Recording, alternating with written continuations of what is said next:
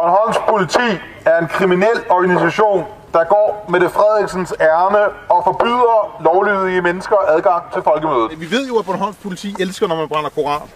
Så jeg overvejer lidt at aflægge besøg foran adressen der, hvor Bornholms politidirektør bor, og brænde en koran der, hvor jeg siger, "Now the Quran is burning in honor of the police commissioner of Bornholm, because he loves Quran burning so much." Roses are red, violets are blue. Aisha was 9 and Mohammed 52. Nu brænder Koranen! Now the Quran is burning. Hej derude, og velkommen til dag 2. Tæt på folkemødet med Rasmus Paludan. Jeg sidder her et hemmeligt sted på Bornholm. I dag starter jeg med at møde Rasmus Paludan nede ved Sandvig Strand kl. 17.30.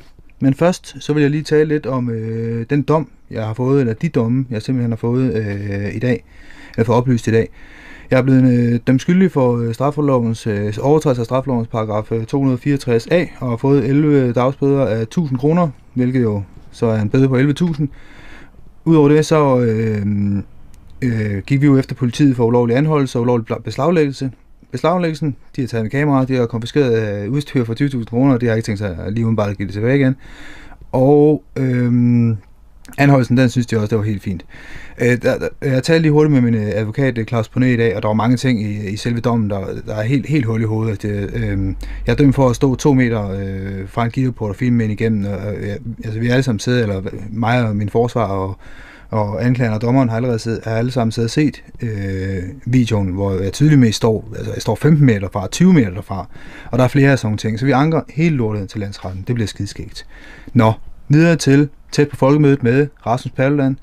Vi starter i dag, som sagt, nede ved Sandvig Strand, og jeg synes bare, I får lov til at følge med fra det sekund nærmest, jeg tænder kameraet, og så får jeg lov at se. Efter det, der er vi oppe og råbe lidt mere og kigge med derude.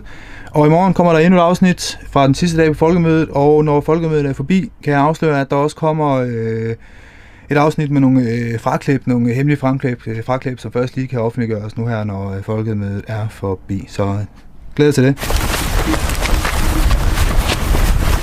Jeg kan se Nordbornholm. Der er et rødt kryds op på stranden i Sandvig. Det er fordi, at det var der, jeg mødte Rasmus Paludan i dag, fredag den 16. juni, cirka kl. 17.30, hvor følgende fandt sted. Det er okay.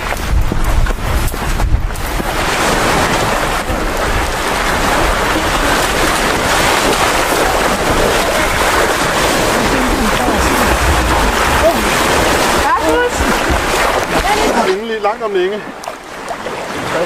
Frisk hånd og frisk finger. Ja. Og derfor håber jeg, at alle vil give Stram Kurs en vælgererklæring på stramkurs.dk. Rasmus, er det her en af de mere kaotiske koranafbrændinger? Altså, jeg har haft rigtig mange kaotiske koranafbrændinger. Okay, hvad er det så, du vil vise nu, hvor vi står herude i vandet, og du brænder koranen af? Du skal tie stille, landsforræder! Hvorfor er han landsforræder? Fordi han påstår, at jeg gør noget ulovligt, når jeg manifesterer min ytringsfrihed. Jeg tror, han siger noget, der brændte. Paludan! Nu brænder Koranen! Now the Quran is burning.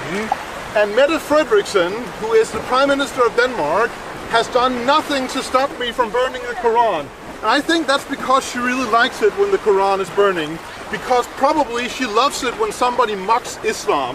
And if she becomes the Secretary General of NATO, I'm quite certain that she might possibly do whatever she can do to mock Islam. But does Mette Frederiksen even know you're burning the Quran right now? Oh yes, she receives intelligence reports from the Danish police, and they have reported that I went down here. But she does nothing to stop me, because secretly Mette Frederiksen, I think, likes it when we mock Islam. Hvis nu politiet prøver at give dig en bøde, når vi kommer op, hvad skal der så ske? Ja, så skal vi i retten. Hvor lang tid skal vi stå her?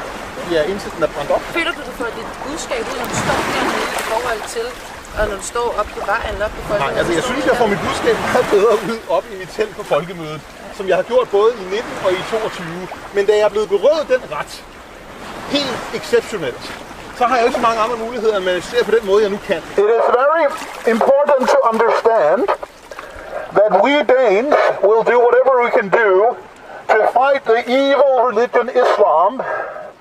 And the evil religion Islam was started by the infamous pedophile rapist Muhammad, gengæld er der nogle lande, hvor der er islam, som stadigvæk har slaver.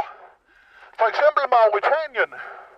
Det kender jeg særligt godt, fordi jeg er ærkebiskop i Sankt Jakob Mauerdræberens kirke. Man anslår, at ca. 20% af befolkningen i Mauretanien stadigvæk er slaver. Film dem! Er din telefon blevet våd? Det er jeg meget. Og det er jeg ked af. Det var ikke en vilje. Ja, det var jo mig selv, der valgte det. Ja. For kort tid siden, der havde jeg fornøjelsen af at brænde en koran. Ikke på Bornholm, for der er jo afbrændingsforbud, men lidt ude i vandet ved Sandvig Strand, hvor der ikke er noget afbrændingsforbud. Den forhenværende nøgenmodel Mette Frederiksen. Hvad sagde hende der? Film hende der! Film hende der! Film hende der! Hvad var det, du sagde, når du var forskammet? Du var vist forskammet, hva'? Jeg tænker om de reaktioner, der har været sådan rundt omkring på det her forbud, eller påbud, om du ikke må være til folkemødet? Jeg synes, det er problematisk, at der ikke har været flere, der har protesteret. Hvis det var en eller anden mere folkelig politiker, så ville protesterne have været meget større, og så ville det aldrig være tilladt jo. Nej. Altså, så ville politiet aldrig meddele sådan et påbud. Det er jo kun fordi, det er mig, som jo, hvad kan man sige, har en mindre stemme, altså har en mindre tilslutning i den almindelige befolkning måske, ikke? Det er helt enestående nyt niveau. Altså, det er aldrig sket før, at man har givet en partileder et påbud om, at han ikke må indfinde sig på folkemødet. Det var en fornøjelse, da Stram Kurs brændte en koran for cirka en halv time siden på Sandvig Strand. Og der vil jeg bare sige til Recep Erdogan, hvis han ser med, der er faktisk en del danske kvinder, som har noget mere ærbarhed og dyd end Mette Frederiksen. Sådan skal du ikke tale om din mor. Det dummeste i verden er altså ikke dansk politi, det er anklagemyndigheden. De her er jo ikke for at beskytte mig, de er for at håndhæve påbuddet. Altså, de står jo der. Hvis de var her for at beskytte mig, så ville de stå tæt på mig. Men de står lige på den anden side af påbudszonen for at stoppe mig, hvis jeg går og bevæger mig derhen. Jeg tror du på, at påbuddet handler om at beskytte de mennesker, der er derinde? Nej, det handler da om, at man gerne vil forhindre mig i at ytre mig. Det er rigtigt, at der er afbrændingsforbud på Bornholm, men der er ikke afbrændingsforbud i vandet rundt om Bornholm.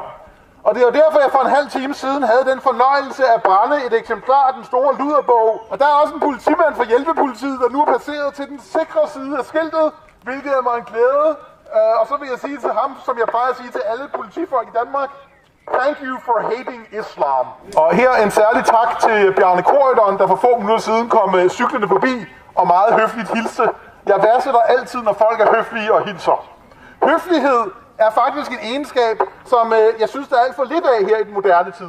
For eksempel i går, hvor jeg stod her, og der kom en hysterisk blond kvinde løbende imod mig og prøvede at tage min megafon.